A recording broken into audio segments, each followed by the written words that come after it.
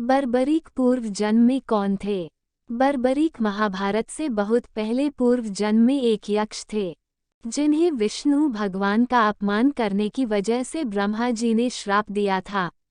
एक बार भगवान ब्रह्मा जी और कई अन्य देव बैकुंठ लोक आए और भगवान विष्णु से कहा कि धरती पर अधर्म बढ़ रहा है। उन्हें रोकने और उनका अत्याचार बंद करने के लिए भगवान विष्णु की मदद लेने आए। भगवान विष्णु ने देवताओं से कहा कि वह जल्द ही एक मनुष्य के रूप में पृथ्वी पर अवतार लेंगे और सभी पृथ्वी को पाप मुक्त करेंगे। लेकिन तभी एक यक्ष ने देवताओं से कहा कि इस कार्य के लिए भगवान विष्णु को पृथ्वी पर अवतार लेने की आवश्यकता है।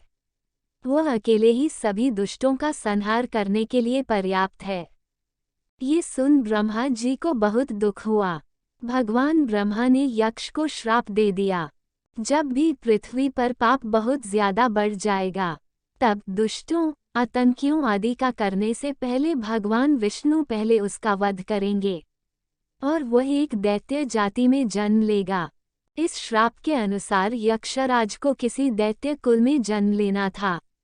यक्षराज ये बात सुनकर घबरा गए और उन्होंने ब्रह्मदेव देव से विनती करी कि यक्ष, गंधर्व और देवता सिर्फ अच्छे कामों के लिए जाने जाते हैं, लेकिन दैत्य दुष्ट, अधर्मी होते हैं और आतंक के लिए जाने जाते हैं। इसलिए कृपया कृपया मुझे क्षमा करें और मुझे दैत्य कुल में जन्म लेने का श्राप ना दें। बार बार कहने पर ब्रह्मा जी को यक्षराज पर दया आ गई, लेकिन श्राप अब वापस नहीं हो सकता था। ब्रह्मा जी बोले कि आप विष्णु भगवान की शरण में जाइए, वही कोई लीला रचकर आपकी मदद कर सकते हैं। यक्षराज बैकुंठ लोक पहुँचे और वहां विष्णु जी से भी यही विनती करी। विष्णु जी ने भी श्राप को वापस लेने से मना कर दिया। स्वयं सृष्टि के रचयिता द्वारा दिया गया कोई श्राप वापस नहीं हो सकता, लेकिन मैं तुम्हारी व्यथा समझता हूँ और तुम्हारी सहायता के लिए मैं तुम्हें आशीर्वाद देता हूँ कि तुम पांडव कुल में जन्म लोगे।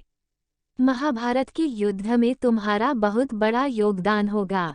साथ ही साथ कलयुग में सभी मनुष्य तुम्हारी पूजा अर्चना करेंगे। कुछ समय पश्चात यक्षराज ने भीम के पोते के रूप में जन्म लिया। भीम के पुत्र घटोत्कच और नागन्या अहिलावती मौर्वी का विवाह हुआ। कुछ समय पश्चात उन्होंने एक बहुत ही तेजस्वी पुत्र को जन्म दिया। पुत्र के सर पर घने, सुनहरे बाल होने की वजह से उसका नाम बर्बरीक पड़ा। बर्बरीक बचपन से ही बहुत ही तेजस्वी, होनहार, निडर था। बर्बरीक को जो भी शिक्षा मिली वो उसकी माता और श्री कृष्ण से ही मिली। उसके गुरुओं के सिद्धांतों के अनुसार बर्बरीक को हमेशा निर्बल, असहाय की ही मदद करनी चाहिए। बर्बरीक अपने युद्ध कौशल के अलावा एक बहुत बड़ा योगी और शिव भक्त था। बहुत ही कम उम्र में बर्बरीक ने शिव जी की कठोर तपस्या करके उनको प्रसन्न कर दिया। शिव जी ने प्रसन्न होकर उसे वरदान में 3 दिव्य बाण दिए। इन बालों की मदद से वह किसी भी युद्ध को कुछ क्षणों में समाप्त कर सकता था। जब बर्बरीक को पता चला कि महाभारत का युद्ध अब टल नहीं सकता, पांडवों और कौरवों में युद्ध होकर ही रहेगा, तब वह अपनी माता से आज्ञा लेकर युद्ध भूमि की ओर चल पड़ा और कहा कि मैं खुद युद्ध देखूंगा, निरीक्षण करूंगा और युद्ध में उसी का साथ दूंगा जो युद्ध में कमजोर पड़ रहा होगा। महाभारत का युद्ध होने से पहले श्री कृष्ण सभी योद्धाओं से मिलने जाते हैं। पूछते हैं कि अगर तुम्हें अकेले ही युद्ध समाप्त करना पड़े तो कितना समय लगेगा। अर्जुन ने कहा कि वह 28 दिन में युद्ध समाप्त कर देगा। द्रोणाचार्य बोले कि वह 25 दिन में युद्ध समाप्त कर सकते हैं। कर्ण ने कहा कि वह 24 दिन में युद्ध समाप्त कर सकता है। भीष्म ने बोला कि वह 20 दिन में युद्ध खत्म कर देंगे। ये सभी योद्धाओं के उत्तर जानकर कृष्ण चिंता में पड़ गए, क्योंकि उन्हें बर्बरीक की विद्या के बारे में पता था। वो ये जानते थे कि बर्बरीक के पास 3 दिव्या बाण है और वो युद्ध भूमि की ओर चल पड़ा है।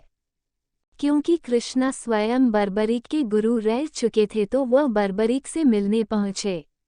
और उसके पास पहुंचकर भी यही प्रश्न किया। बर्बरीक ने कहा कि वह युद्ध कुछ क्षणों में ही समाप्त कर देगा, लेकिन वह सिर्फ हार रहे पक्ष का ही साथ देगा।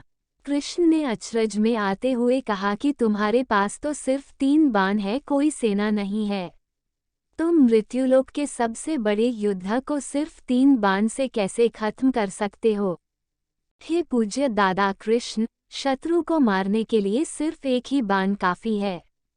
पहले पहले तीर से वह उन लोगों को चिन्हित करेगा जिन्हें बचाना चाहता है। दूसरे बाण से उन लोगों को चिन्हित करेगा जिन्हें मारना चाहता है, और तीसरे बाण से मारने के लिए चिन्हित हुए लोगों को वध करके मेरा बाण वापस अपने तूनीर में आ जाएगा। कृष्ण जी ने उसकी बात को परखने के लिए उससे कहा कि अगर वह पीपल के इस पेड़ पर जितने भी पत्ते हैं सभी को भेद कर दिखाए तो वह मान जाएंगे। बर्बरीक उनकी यह परीक्षा स्वीकार कर लेता है। बाण को धनुष पर लगाकर आंखें बंद करके मन ही मन शक्ति का आह्वान करता है। ये देख कृष्ण तुरंत एक पत्ता अपने पैर के नीचे दबा लेते हैं। बर्बरीक आंखें खोलता है और बाण छोड़ देता है। बाण क्षण से भी कम समय में सारे पत्तों को भेद कर कृष्ण के पैरों के पास आकर रुक जाता है।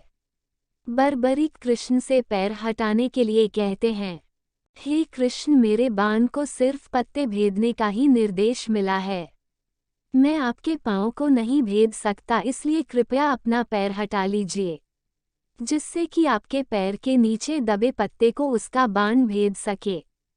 कृष्ण को चिंता सताने लगी कि अगर किसी वजह से कौरव युद्ध में हारने लगे तो बर्बरीक कुछ ही क्षणों में अपने दादा जनों पांडवों का वध कर देगा।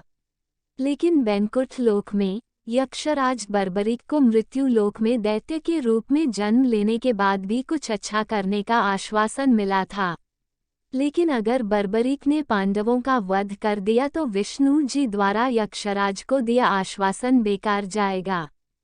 अगले दिन श्री कृष्ण एक ब्राह्मण का रूप लेकर बर्बरीक के पास आते हैं।